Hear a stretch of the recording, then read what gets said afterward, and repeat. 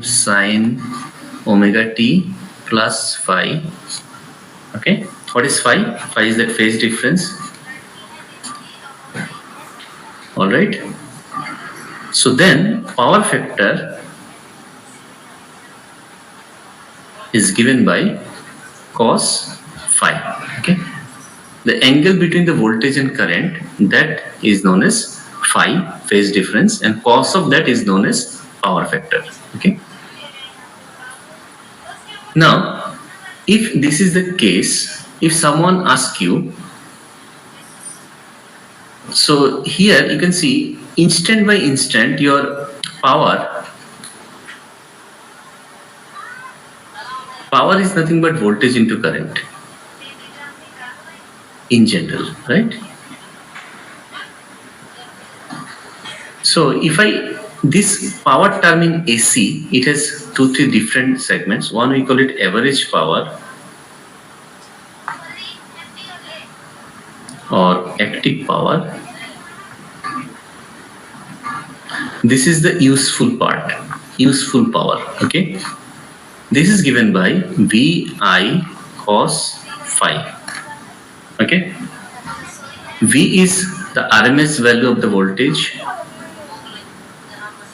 Similarly, capital I, these are also RMS values of the voltage. Okay, for example, in a sinusoidal voltage, the RMS value of this signal is given by VRMS or sometimes capital V equal to Vm by root 2. Okay, Vm is the peak value, RMS value will be Vm by root 2 for a sinusoidal signal. Okay, similarly IRMS, it will be basically Vm by root 2, Im by root 2, and cos phi, it is power factor. Cos phi, this value can go from 0 to 1. So the average power or useful power is known as Vi cos phi. That means how much power the load is consuming. Okay. So the concept again is a very deep concept we discussed in class, introductory class on electrical engineering. So this power has average power concept. Then there is a reactive power concept.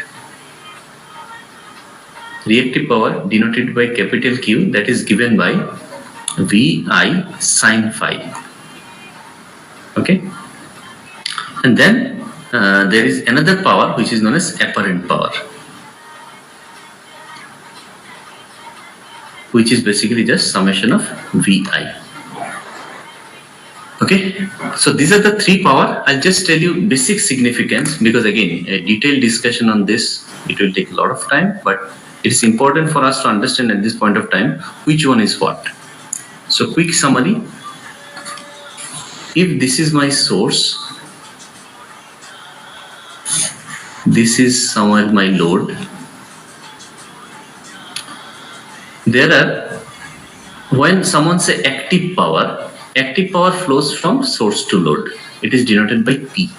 Capital P, when someone says it is active power, remember. Active power, Vi cos phi, unit is watt. Okay, this is active power, which does the useful thing. Okay, average power. Other names are average power, useful power. Okay, then there comes a power called reactive power, Q. So reactive power is something which flows from source to load and again goes back.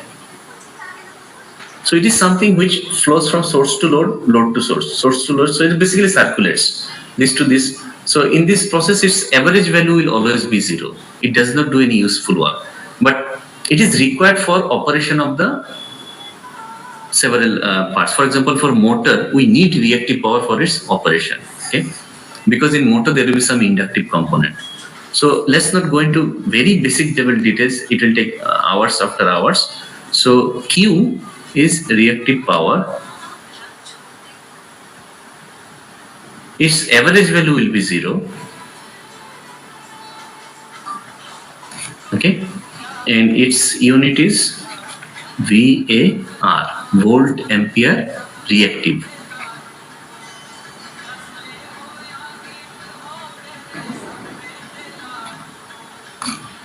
Okay, so quick summary. Active power is something which does useful task, useful work, right?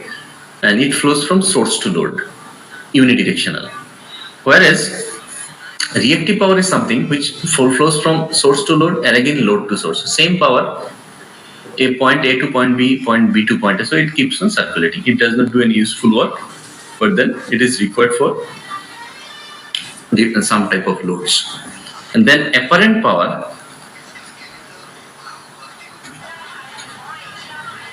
is basically sum of P plus Q, both of them. Okay. So this is a combination of both of them. When we say motor gives power in mechanical output, right? We talked about how much power is given in active zone, right? So that power definition in mechanical domain, mechanical power, electric power, I hope you understood. Input has 3 categories, right? The output power that motor delivers, it is a mechanical power. How do we find out? It is given by T into omega. After this, I'm going to take up your questions also, not to worry. So what is T? T is torque. Unit is Newton meter. And what is omega? It is speed in radian per second. Okay. So that is the power which motor delivers at the output. Okay. If we assume motor is 100% efficient, which is of course not always. If I assume 100% efficient motor, then output power is torque into omega and input power will be 3 VI cos phi. Now, you must have seen suddenly I have introduced the term 3. Why? Basically, it's for 3-phase system. So for single phase system, it was VI cos phi. Right? Single phase system means we have only one source. So what will be there in 3-phase system? Total 3 sources. Right? So it will become 3 times single phase system. What are the difference? I'll come to it slowly. But what I'm trying to say is the input power to the motor will be 3 VI cos theta. Unit is watt. And the power that motor is delivering at the output, that is given by torque into omega. So if I call P in and then P out, torque omega is also in watt. Okay. So if it is 100% efficient system, we can say P in equal to P out. And both of their unit, you see, it is in watt. Okay. So don't get confused with the other powers. When we say motor is delivering some power, the corresponding power from the input side is the active power that the motor is drawing, which is doing useful task. All right. So motor gives mechanical power, torque into speed. Motor takes electric power, right? More about it I'll discuss. Let me see in the meantime if you have any questions.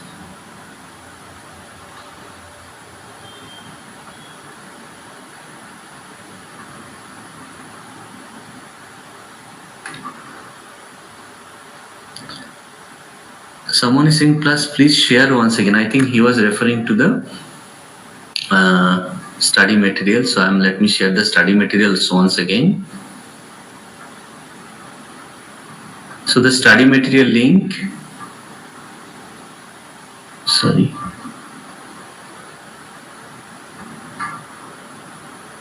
material link is given in the chat box.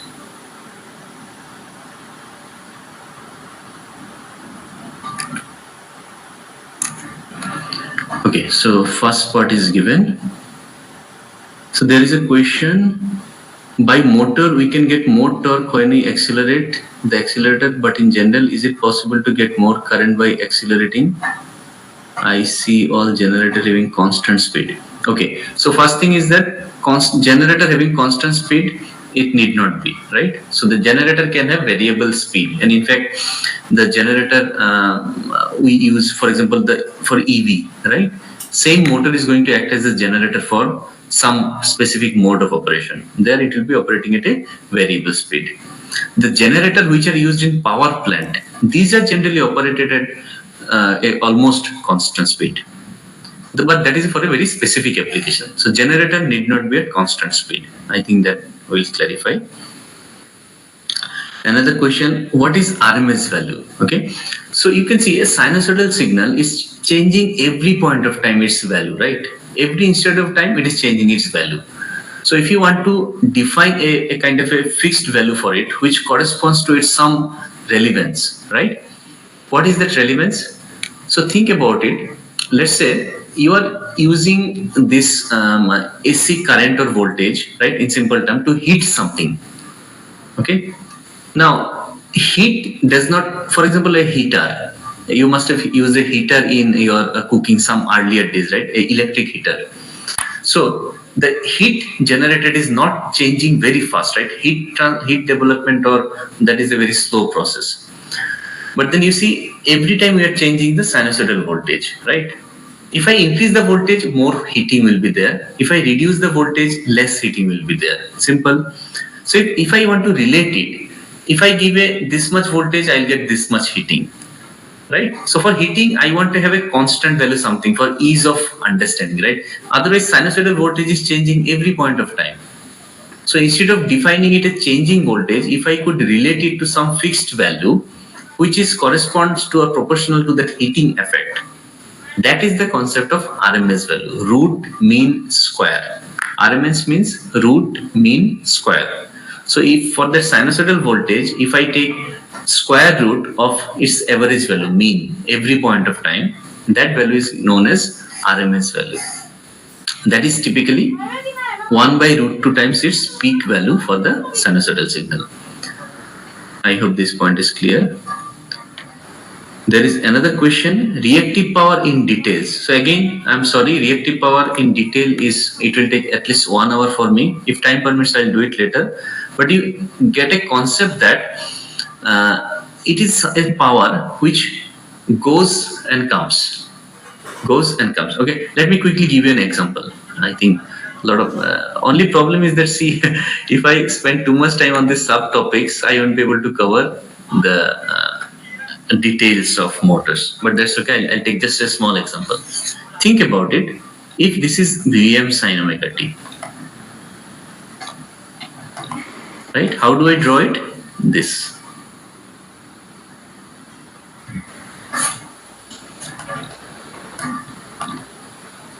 Okay.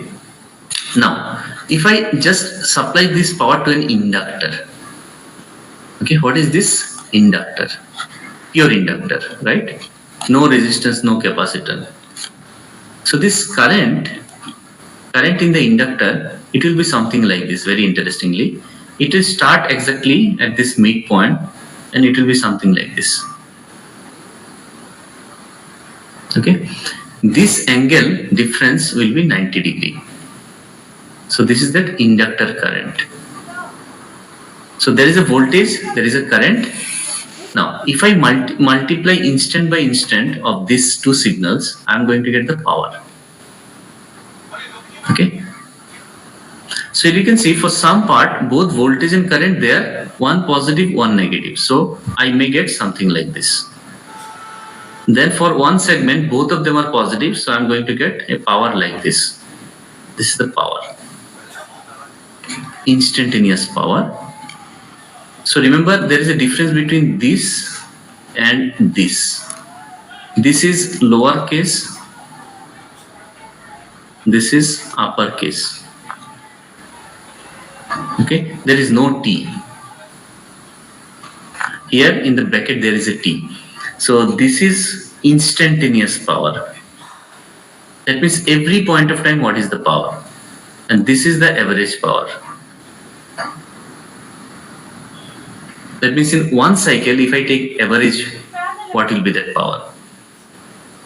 So you will see that instant by instant power will look something like this for this kind of load, pure inductive load. So sometimes power is negative, sometimes power is positive. So what do you mean by positive power? In our terminology, positive power is the power which flows from source to load. And negative power is something opposite, load to source. So this is a power, right? Source to load, load to source. And if you take average of it, this will be 0. Because half of the time it is positive, half of the time it is negative. Okay, so its average value is 0. So this kind of power, we call it reactive power. Okay, it is not going in one particular direction, it is fluctuating, right? Here to here, there to there. So that kind of power is known as reactive power. Now, instead of it, if I had a resistive load,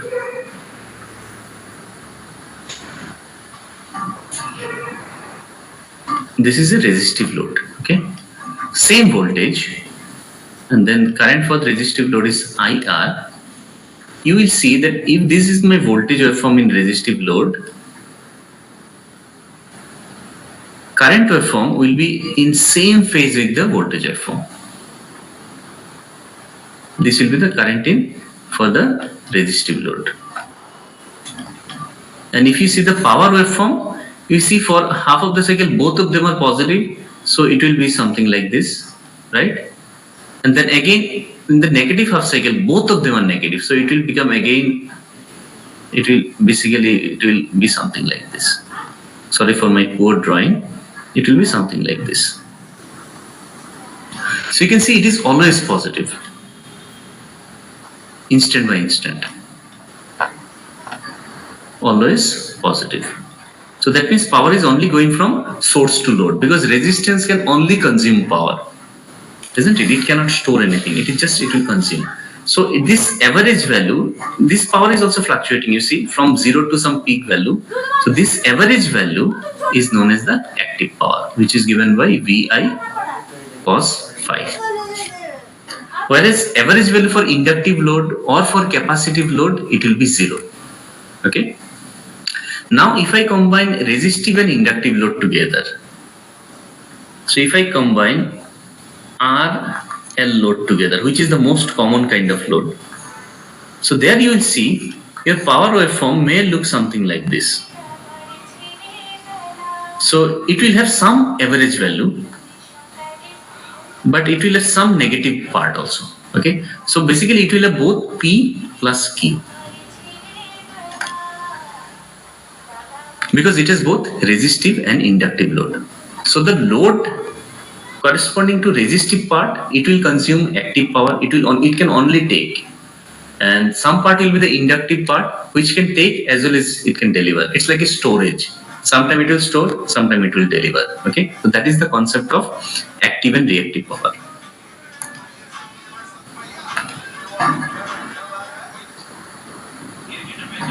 So study material link I have already provided. Sir, can you download the PDF?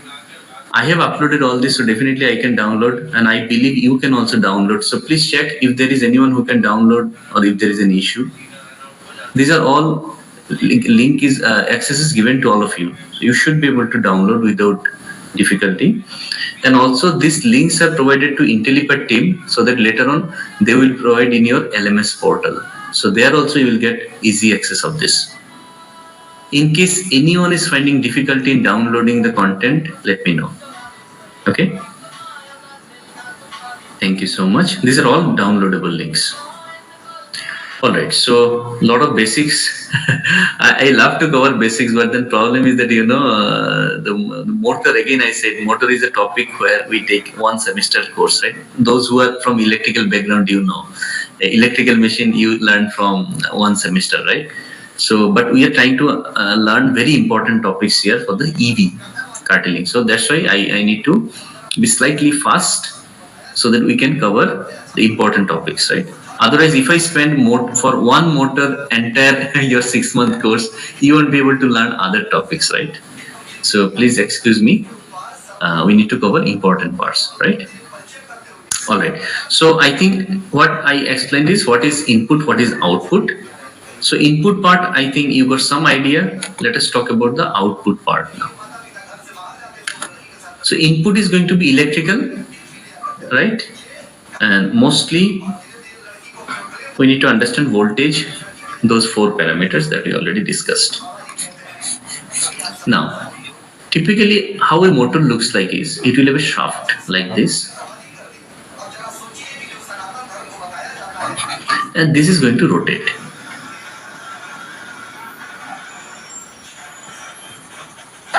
So basically we are going to give some electrical supply, and in the motor there will be shaft, right? Let's see 1 or 2 motor image. I think most of you have already seen some or other part in your some or other courses. So for example, here you can see, I believe, this is an example of a BLDC motor. So typically this motor,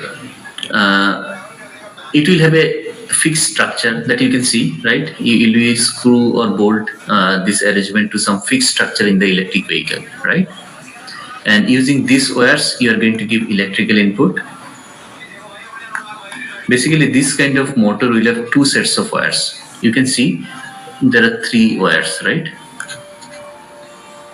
Why 3 wires? To give 3-phase supply. Okay, this you can see, these are thicker wires, right? And you can see another set of wires, something like this, smaller wires, right? Typically this will be for the sensors. Okay, so in the motor, you're definitely you're going to need 3 thicker wires because they have to carry higher current. That's why thicker. Okay, for giving power supply to the motor. And then from the motor, inside the motor, there will be some position sensors. What is position sensor? Why we use them? I'm coming slowly.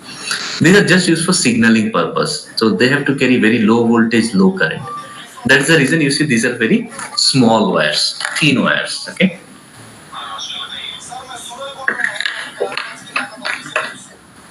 Now, how do you give power supply to the motor? What we are going to use in electric vehicle, we are going to have battery, right?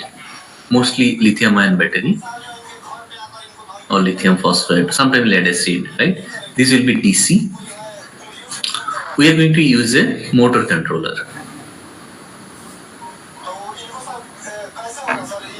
which will be typically a DC to AC converter. From the motor controller, there will be 3 terminals going ahead to the motor. Okay, and from motor, there will be some information going back to the motor controller, basically the position information. I hope till this you are okay. So these 3 wires will be thicker.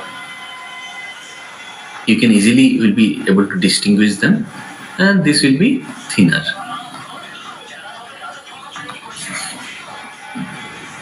So that is about the input to the motor.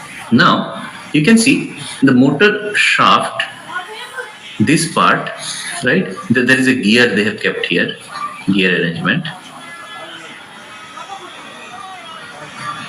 So when you supply suitable voltage current to the motor will rotate. So a motor has basically 2 segments. Most of you already know. There is a stator and then there is a rotor. Stator is something which is stationary and rotor is something which will rotate. Right. So here, this, for example, for this BLDC motor, this outer part, right, it is the stator, stationary part. Okay, it will be screwed to the vehicle structure, and internal to the stator, there will be rotor which can rotate. In the rotor, there will be permanent magnets in BLDC, in PMSM. How the magnets are given, we are going to study, right?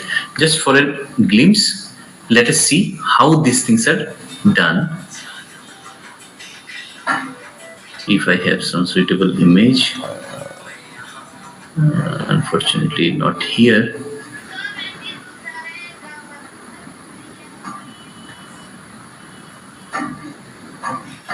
Okay, I'll show you, not to worry. Just 2 minutes.